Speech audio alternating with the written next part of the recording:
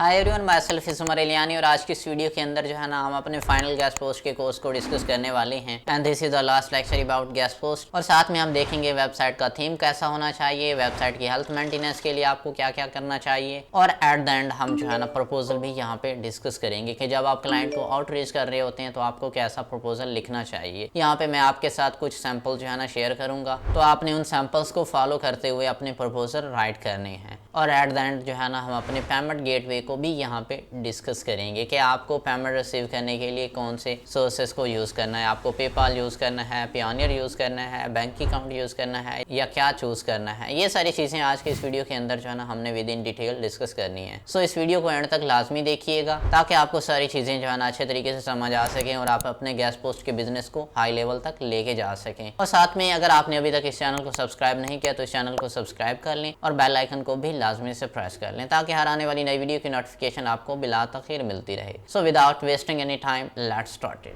Okay, तो सबसे पहले स्टार्ट करते हैं कि व्हेन टू स्टार्ट सेलिंग। आपकी एक वेबसाइट बन गई, आपने कंप्लीट जो है ना आउटरीच की स्ट्रैटेजी जो है ना वो आपने तैयार कर ली। अब आपको जो है ना आपके पास एक कंप्लीट डेटाबेस है, ईमेल्स का, एजेंसीज़ का, ऑफ पेजेसियो के रिलेटेड जो पीपल्स हैं उनका डेटा है आपके पास, और आपकी एक नई साइट है जिसको आपने सारा कुछ एस्टैब्लिश कर लिया। तो वो कौन सा टाइम होगा, यानी कि किस टाइम आपने अपनी साइट के ऊपर जो है ना गेस्ट पोस्ट की सर्विसेज देना स्टार्ट करना है। तो सबसे पहला जो पॉइंट है ये आपने अपने माइंड में रखना है कि आपने अपनी वेबसाइट के ऊपर तब जो है ना गेस्ट पोस्ट के लिए सर्विस देनी है जब आपकी DA/DR जो है ना 35 से प्लस हो, या मिनिमम जो है ना DA 35 के लगभग हो, या इससे इक्वलेंट हो, या इससे ज़्यादा हो। ठीक है, इससे कम जो है ना फिर आपको रेट सही नहीं मिलेगा। दूसरे नंबर पे आपने ये देखना है कि अकॉर्डिंग टू Ahrefs आपके पास 1K प्लस ट्रैफिक होनी चाहिए। अगर आपके पास ज़्यादा है तो वो भी आपके लिए बहुत बेनिफिशियल है, यानी कि आपको ज़्यादा जो है ना रेट मिलेगा। अगर आपकी वेबसाइट के ऊपर Ahrefs के अकॉर्डिंग 1K ट्रैफिक आ रही है तो आप अपनी वेबसाइट के ऊपर जो है ना गेस्ट पोस्ट सेल करना स्टार्ट कर सकते हैं। अच्छा, उसके बाद जो है ना थर्ड नंबर पे आपने ये देखना है traffic value.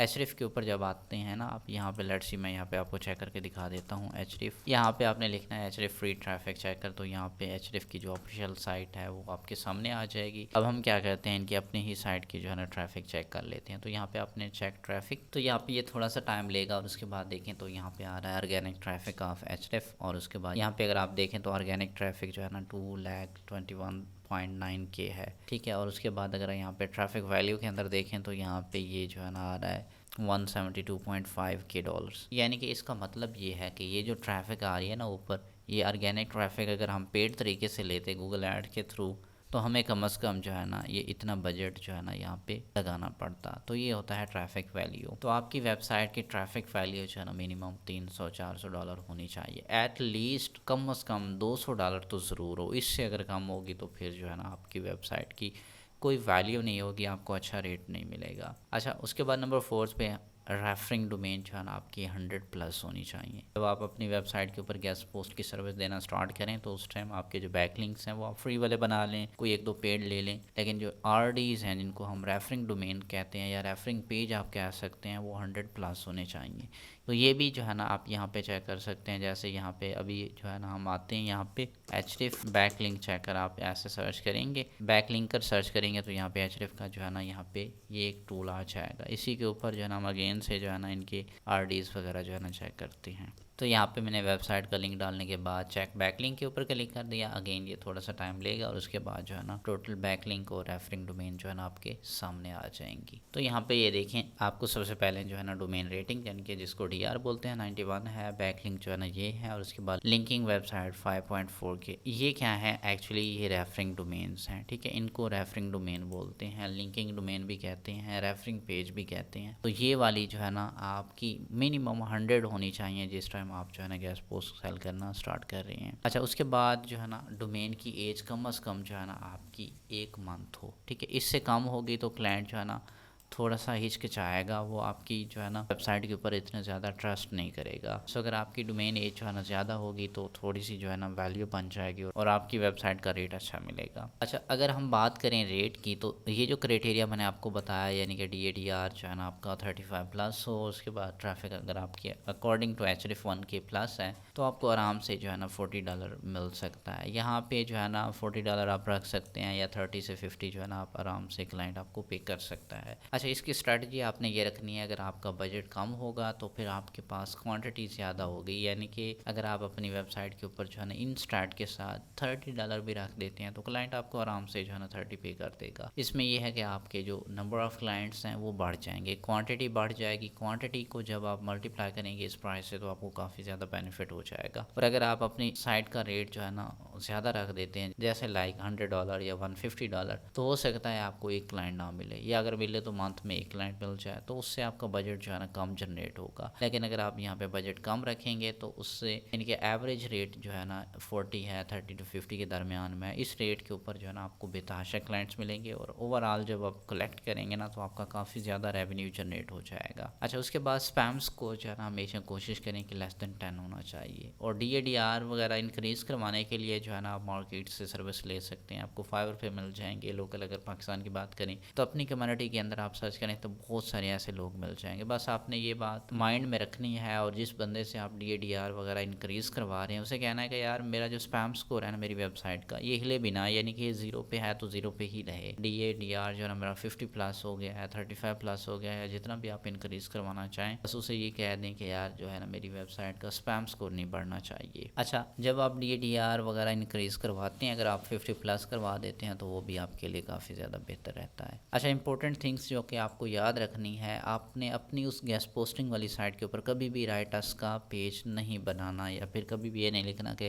We are providing sponsor content, या फिर आपने राइट गेस्ट पोस्ट, ये कोई भी ऐसा पेज ना हो, या कहीं पे भी हेडर में, फुटर में, कहीं पे भी आपने ऐसे शो नहीं करवाना कि आप जो है ना राइट फॉर अस या गेस्ट पोस्ट के लिए जो है ना वो साइट यहाँ पे सेल कर रहे हैं। अच्छा, उसके बाद साइट देख के PBN ना लगे। अच्छा, PBN क्या होता है? PBN का मतलब होता है प्राइवेट ब्लॉग नेटवर्क, जो कि सिर्फ और सिर्फ बनाए ही बैकलिंकिंग के पर्पज़ के लिए जाते हैं। और उनके जब आप शक्ल देखेंगे तो आपको राइट फॉर अस का पेज मिल जाएगा, और एक पेज से दूसरे को जो है ना लिंक किया जा रहा होगा without any best SEO strategy, तो वो जो है ना आपकी साइट PBN ना लगे। ये लोग जो है ना गोरे भी करते हैं, पाकिस्तानी बहुत ज़्यादा करते आ रही हैं PBN जो है ना। अभी इस टाइम में PBN ख़त्म हो चुका है ऑलमोस्ट, थोड़ा बहुत है तो है, बाकी अदरवाइज़ ख़त्म हो चुका है। पाकिस्तानी ये जुगाड़ करते थे कि किसी टॉपिक के ऊपर रैंक करना है ना तो उस टॉपिक के ऊपर एक साइट बनाएंगे, एक साइट बनाने के बाद उसी टॉपिक के ऊपर जो है ना 10 साइट अपनी खड़ी कर देते थे, ताकि जो टॉप का सर्प है हमारे पास, वो सर्प किसी और के पास जाए ही ना, वहाँ पे टोटली हमारी साइट्स हों। तो वो फिर क्या करते थे, वो फिर उन तमाम साइट को जो है ना एक दूसरे से लिंक कर देते थे। तो एक तरीके से वो एक नेटवर्क बन जाता था जो कि सर्प के ऊपर जो है ना एक तरीके से छाया रहता था। तो ये चीज़ गूगल को पसंद नहीं आई और उसने फिर उस PBN को जो है ना बैन कर दिया। अच्छा, आपकी वेबसाइट का जो डिज़ाइन है ये लुक वाइज अच्छा होना चाहिए, गुड नज़र आना चाहिए। ये ना हो कि आपका हेडर फुटर कोई होम पेज ऑप्टिमाइज ना हो, ना मोबाइल रिस्पॉन्सिव हो, तो ये चीज़ें आपने ख्याल रखना है। अच्छा, अपनी वेबसाइट की हेल्थ को मेंटेन रखने के लिए अगर आपने एक आर्टिकल जो है ना क्लाइंट का लगाया तो कोशिश करें खुद से 2 आर्टिकल जो है ना आप ऐसे ऑप्टिमाइज करके और ह्यूमन टच दे के अपनी वेबसाइट के ऊपर पोस्ट करें, क्योंकि जो आर्टिकल क्लाइंट दे रहा होता है मोस्टली 100% वो क्या होते हैं, गारबेज होते हैं, या फिर AI के लिखे होते हैं जिनकी कोई ना तो प्रॉपर सीक्वेंस होती है ना ही कोई चीज़ होती है। तो आपने उसके मुकाबले में एक खुद से जो है ना 2 नीट आर्टिकल जो कि विद प्रॉपर SEO ऑप्टिमाइज होने चाहिए, प्रॉपर ह्यूमन टच होना चाहिए, हेडिंग का स्ट्रक्चर, वो सारी चीज़ें उसकी परफेक्ट हूँ, वो आपने जो है ना वहाँ पे लगाने हैं। अच्छा, लेटेस्ट फ़िल्टर लगा के होम पेज से आर्टिकल आपने लाजमी शो करवाना है। लेटेस्ट फ़िल्टर अगर मैं आपको दिखाऊँ यहाँ पे, अच्छा यहाँ पे मैं न्यूयॉर्क टाइम्स सर्च करता हूँ और यहाँ से पहली जो है ना न्यूयॉर्क टाइम की ऑफिशियल एक वेबसाइट आ गई है, तो इसको मैं यहाँ से ओपन कर लेता हूँ।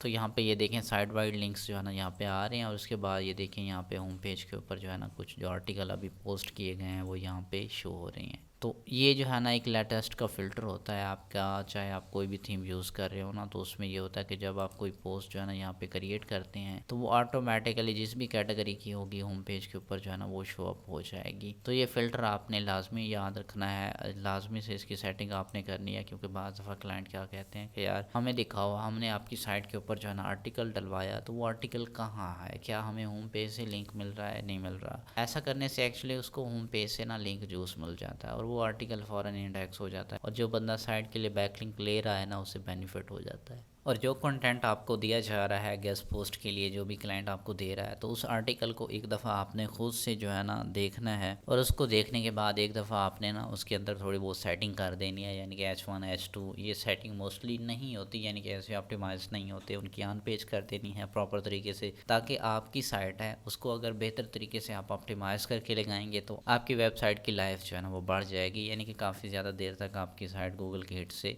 महफूज रहेगी। तो ये चीज़ें आपने, छोटी छोटी चीज़ें हैं जिनका आपने लाजमी से ख्याल रखना है। अच्छा, उसके बाद बात होती है वेबसाइट के थीम की। तो आप अपनी वेबसाइट के लिए कोई भी थीम सेलेक्ट कर सकते हैं। ज़्यादातर अब इस टाइम में कैडेंस चल रहा है, या फिर न्यूज़पेपर का थीम चल रहा है, या कोई भी जो भी लाइक दिखने में अच्छा हो, नो मैटर, वो आप लगा सकते हैं। जो कि लाइक ऐसे जैसे अभी आप यहाँ पे देखें न्यूयॉर्क टाइम की जो वेबसाइट है, यहाँ पे ये तो खैर मैनुअली बनाई गई साइट है, ठीक है। इस तरीके से आप देख सकते हैं। आपने कोई ऐसा थीम सेलेक्ट करना है जिसके अंदर लेटेस्ट पोस्ट शो हों, फेमस वन शो हों, और न्यूज़ टाइप का ना एक लाइक थोड़ा सा लुक आए, और वो दिखने में अच्छा हो, मोबाइल रिस्पॉन्सिव हो, ये चीज़ें आपने बस ख्याल रखना है। अच्छा, अब अगर बात करें कि अपनी वेबसाइट की हेल्थ को कैसे मेंटेन रखना है हमने, तो सबसे पहले जो है ना आपने अपनी वेबसाइट की प्रॉपर तरीके से, जैसे आप एक निच स्पेसिफिक साइट की जो है ना सोशल शेयरिंग करते हैं, उसके लिए बैकलिंक बनाते हैं। बैकलिंक के अंदर जो है ना हमारे जैसे ट्रेडिशनल बैकलिंक हैं, प्रोफाइल बैकलिंक है, वेब2 है, कम्युनिटी फॉर्म है, नानला लिंक्स हैं, सॉफ्ट रैंक्स हैं, ये सारे आपने बनाने हैं। उसके अलावा गेस्ट पोस्ट या फिर निश एडिट जो है ना वो भी आपने लाजमी लेने हैं। लेट्स सी अगर आप अपनी किसी साइट से $500 बना रहे हैं ना, तो $100 उसकी हेल्थ पे लगा दें, क्योंकि वो आपकी ही जेब में आना है। अगर आपकी साइट ज़्यादा देर तक चलेगी तो आपको ज़्यादा रेवेन्यू देगी। और कोशिश करनी है कि कभी भी ऑटो बैकलिंक जो सॉफ्टवेयर के थ्रू बनाए जाते हैं ना, वो नहीं बनवाने,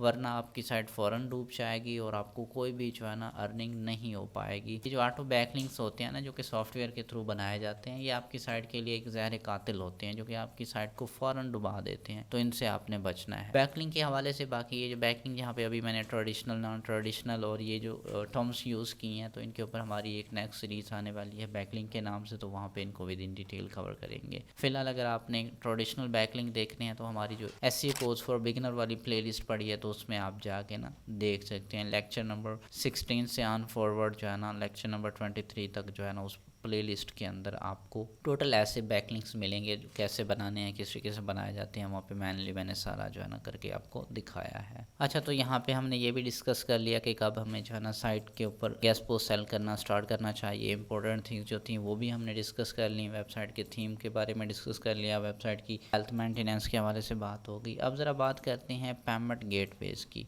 कि जो हमने पेमेंट रिसीव करनी है उसके लिए कौन से गेटवेज़ को हम यूज़ करें। अच्छा, अगर तो आप फ्रीलांसिंग प्लेटफॉर्म यूज़ करते हैं, लाइक जैसे फाइवर है, अपवर्क है, फिर तो आपको पेमेंट की कोई टेंशन है नहीं। उसके अलावा अगर आपको डायरेक्ट कोई क्लाइंट मिलता है, जैसे मैंने आपको लिंक्डइन की आउटरीच स्ट्रैटेजी बताई, फेसबुक की बताई, या फिर गूगल से डायरेक्टली आप कैसे जो है ना साइट्स ढूंढ सकते हैं, तो इन स्ट्रैटेजीज़ के अंदर ना फिर आपको पेमेंट गेटवे के लिए जो है ना पेपाल की ज़रूरत होती है। अच्छा, तो पेपाल के ऊपर जो है ना आप 6 मंथ तक जो है ना रिफ़ंड ले सकते हैं। तो इस वजह से ज़्यादातर क्लाइंट को थोड़ी सी टेंशन होती है कि यार इस बंदे से जो है ना हम गेस्ट पोस्ट ले रहे हैं, ये बाद में हमारा लिंक रिमूव ना कर दे। अगर ये बंदा हमारा लिंक जो है ना रिमूव कर देगा तो हम उसको रिफ़ंड मार देंगे। तो इस वजह से जो है ना ज़्यादातर क्लाइंट जो है ना पेपाल को प्रेफर करते हैं। अच्छा, अब जैसे कि पाकिस्तान में पेपाल तो है नहीं, तो इसके 2 सिनेरियो हैं। सिनेरियो 1 ये है कि अगर आपका कोई रिलेटिव जो है ना बाहर रहता है, दुबई में, सऊदी अरब में, किसी भी कंट्री के अंदर, तो आप क्या करेंगे, उसको बोलना है आपने कि यार एक लैपटॉप या एक डिवाइस जो है ना हमारे लिए लेके रख दें, और उससे आपने उसका फ़ोन नंबर मांगना है।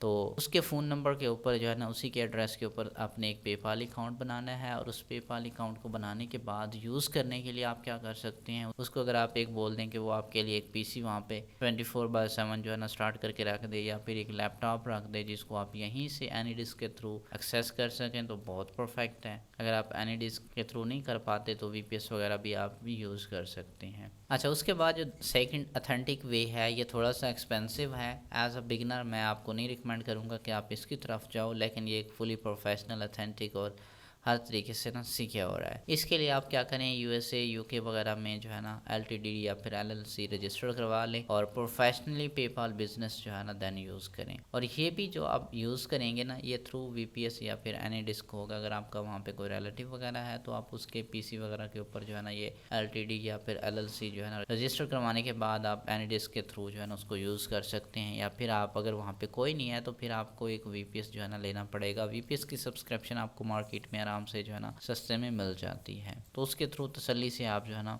पेपाल बिजनेस यूज़ कर सकते हैं और अपनी पेमेंट्स वगैरह जो है ना मंगवा सकते हैं। अच्छा, एलटीडी जो है ना ये यूके में आपकी रजिस्टर्ड होगी और एलएलसी जो है ना ये आपकी यूएसए में रजिस्टर्ड होगी। उसके बाद आपको वहाँ का फ़ोन नंबर, आपका वहाँ पे एक बिज़नेस एड्रेस होगा और कंप्लीट सारी, यानी कि जैसे आप एक कंपनी बनाते हैं ना तो उस तरीके से आपका सेटअप बन जाएगा और आपकी कोई पेमेंट जो है ना वो इश्यू नहीं करेगी। हाँ, बाज़ दफ़ा ये होता है कि पेपाल बिजनेस जो है ना कुछ देर के लिए आपकी पेमेंट को होल्ड कर देता है। सो उस होल्डिंग पीरियड के अंदर आपने टेंशन नहीं लेनी, तो आपकी पेमेंट हर सूरत में आपको मिल जाती है। वहाँ पे वो जस्ट आपसे इंक्वायरी करने के लिए कुछ जो है ना सोर्सेज मांगते हैं, तो वो आपने अपने वर्क के एविडेंस दिखाने हैं तो आपको पेमेंट मिल जाती है। और वैसे अगर आपका पेपाल बिजनेस या कोई भी पेपाल हो अगर वो बैन हो जाता है तो आपको 6 मंथ लेटर जो भी उसके अंदर अर्निंग होगी वो आपकी सारी आपको मिल जाएगी। अब अगर हम बात करें प्रपोजल की कि कैसे आपने जो है ना क्लाइंट्स को ईमेल के ऊपर या कॉन्टैक्ट फॉर्म के अंदर या कहीं मैसेंजर के ऊपर या फेसबुक लिंक्डइन के ऊपर प्रपोजल भेजना है, तो वो आपका प्रपोजल होना कैसे चाहिए। तो यहाँ पे जस्ट मैं आपको एज आ एक सैम्पल दिखा रहा हूँ, आपने इसको 100% फॉलो अप नहीं कर लेना। इसी तरीके से आप चैट जीपीटी से जनरेट करवा लेंगे। चैट जीपीटी को बोलेंगे कि please write a proposal for me to reach out a client for guest post, तो वो क्या करेगा, आपको एक जो है ना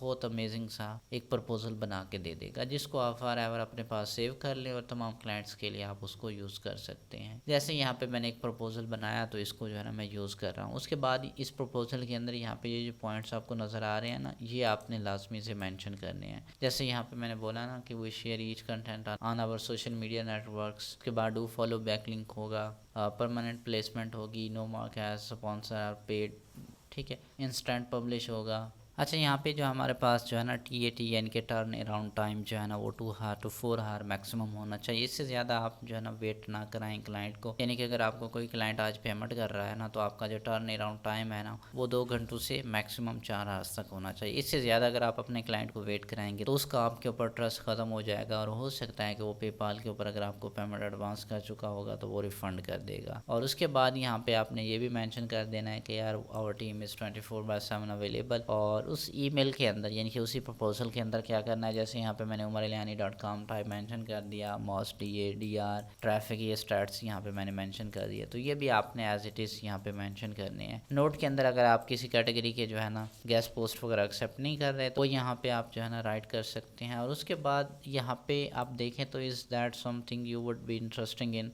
अच्छा, उसके बाद यहाँ पे ना एंड ऑफ द प्रपोजल आपने क्या करना है, ऐसी कोई लाइन डाल देनी है जो कि क्लाइंट को मजबूर कर दे आपको रिप्लाई करने पे। जैसे यहाँ पे मैंने डाल दिया कि यार अगर आप इंटरेस्टेड हो तो आप मेरे से रब्ता कर सकते हो, या फिर फर्दर जो है ना हम बजट को लेके कुछ डिस्कशन कर सकते हैं। यहाँ पे आप जो है ना कोई बोनस ऑफर दे सकते हो, कोई डिस्काउंट दे सकते हो। तो यानी कि ऐसा कॉल टू एक्शन आपने देना है जो कि क्लाइंट को मजबूर कर दे वो आपके उस ईमेल का आपको रिप्लाई करे। तो उसके बाद एज कैजुअल जिस तरीके से हम थैंक्स एंड बेस्ट रिगार्ड वगैरह लिखते हैं तो वो आपने ऐसे ही लिख देना है। तो ये यहाँ पे हमने जो है ना सारी चीज़ें डिस्कस कर ली। अच्छा, तो आज के इस लेक्चर के अंदर जो है ना गेस्ट पोस्ट को A to Z हमने सारा कवर अप कर लिया है। तो गेस्ट पोस्ट के रिलेटेड जो चीज़ें हमने यहाँ पे इस कोर्स के अंदर फाइनल अप की हैं, हमने टोटली A to Z जितना भी एक प्रोसेस था वो सारा मैंने आपको प्रैक्टिकली करके दिखा दिया जो कुछ हम कर रहे हैं। अच्छा, तो अगर आपको गेस्ट पोस्ट लेनी है, किसी भी निच के रिलेटेड लेनी है, तो आप हमसे रब्ता कर सकते हैं, हमारे सोशल मीडिया के अकाउंट के ऊपर रब्ता कर सकते हैं। आपको जो है ना एज ऑन अ डिस्काउंट आपको वो चीज़ें मिल सकती हैं, यानी कि अगर आप किसी भी हमारी साइट के ऊपर जो है ना बैकलिंक लेना चाहेंगे तो अफोर्डेबल प्राइस में आपको मिल जाएगा। उसके अलावा गेस्ट पोस्ट के रिलेटेड पेमेंट गेटवेज हैं, या फिर आप कह लें वेबसाइट के रिलेटेड कैसे जो है ना कुछ चीज़ें अगर आप डिस्कस करना चाह रहे हैं या यहाँ पे आपकी थोड़ी बहुत कन्फ्यूजन है, तो मैं अपनी पूरी कोशिश करूँगा कि आपकी उस क्वेरी को एज सुन एज पॉसिबल जो है ना आंसर कर दिया जाए। बाज़ दफ़ा ये है कि अगर आपकी कोई क्वेरी जो है ना टाइम पे रिप्लाई नहीं आ पाता तो उसके लिए काइंडली मैं यही समझता हूँ कि आप लोग मुझे माफ़ कर देंगे, क्योंकि आप इमेजिन कर सकते हैं कि हमारे पास वर्क का बहुत ज़्यादा प्रेशर होता है, तो बाज़ दफ़ा बंदा हर क्वेरी का आंसर टाइम पे नहीं कर पाता। मैं हमेशा जैसे ही मुझे कोई टाइम मिल रहा होता है तो उस क्वेरी का लाजमी से रिप्लाई कर देता हूँ। और उसके बाद यहाँ पे इस कोर्स के एंड पे just I will ask one thing, अभी तक आपसे कोई चीज़ नहीं कही मैंने। अगर आपको ये चैनल अच्छा लग रहा है, हमारा कंटेंट जो है ना आपको बूस्ट अप कर रहा है, तो हमारे बूस्ट अप यानी कि मेरी एनर्जी को बढ़ाने के लिए काइंडली इस चैनल को सब्सक्राइब कर दें, अपने दोस्तों के साथ शेयर कर दें, ताकि मुझे एक एनर्जी मिल सके। और बहुत सारा ऐसा प्रीमियम स्टफ़ जो कि हमारा पेड में बहुत अच्छे खासे रेट में बिकता है और बेचते भी हैं। और ट्रेनिंग के अंदर अगर आप हमारे ट्रेनिंग कोर्सेज अभी यहाँ पे आपको नहीं पता, बैक एंड पे हम बहुत ज़्यादा चार्ज भी कर रहे होते हैं सारी चीज़ें, तो वो चीज़ें आपको यहाँ पे फ्री में मिल रही हैं। तो अगर आप सपोर्ट करेंगे तो वो बहुत सारी ऐसी चीज़ें हैं जो कि यहाँ पे इंशाल्लाह मैं आपके साथ शेयर करूँगा। पहले भी बहुत सारी ऐसी चीज़ें मैंने यहाँ पे शेयर की हैं जो कि आपको किसी और चैनल के ऊपर नहीं मिलेंगी। तो अपनी सपोर्ट दिखाइए और इंशाल्लाह जो है ना हम इसी चैनल के ऊपर एक दूसरे के साथ जुड़े हुए हैं। सो मैं मिलता हूँ आपसे एक नेक्स्ट प्रैक्टिकल ट्यूटोरियल में। Till then bye. सो ये थी आज की वीडियो जिसके अंदर हमने अपनी गेस्ट पोस्ट के फाइनल लेक्चर को डिस्कस किया। गेस्ट पोस्ट के रिलेटेड अगर आपकी कोई भी क्वेरी है तो आप नीचे कमेंट सेक्शन में हमें बता सकते हैं and I will try my best कि आपको उसका आंसर कर दिया जाए। आप इस कोर्स की तमाम वीडियोस को देखिए और अपनी गेस्ट पोस्ट बिजनेस को स्टार्ट करिए। ये एक छोटी सी स्किल है, अगर आप इसको स्टार्ट कर देंगे तो आपके लिए बहुत बेनिफिशियल होगी। यहाँ पे A to Z मैंने आपको ऑलमोस्ट सारी चीजें जो है ना बता दी हैं। फिर भी अगर आपकी कोई क्वेरी हो तो आप हमें बता दें। अगर ज्यादा लोगों के क्वेश्चन जो है ना आ जाते हैं तो फिर उसके ऊपर हम इंडिविजुअली एक क्वेश्चन आंसर वीडियो बना देंगे जो कि इसी गेस्ट पोस्ट रिलेटेड कोर्स की होगी। सो आप इस कोर्स को देखिए और अगर आप में से कोई लोग जो है ना गेस्ट पोस्ट बाय करना चाह रहे हैं तो वो हमारे इस नंबर पे कांटेक्ट कर सकते हैं। सो मैं मिलता हूँ आपसे किसी नेक्स्ट कोर्स के अंदर। अपना रखिएगा बहुत सारा ख्याल। Till then bye.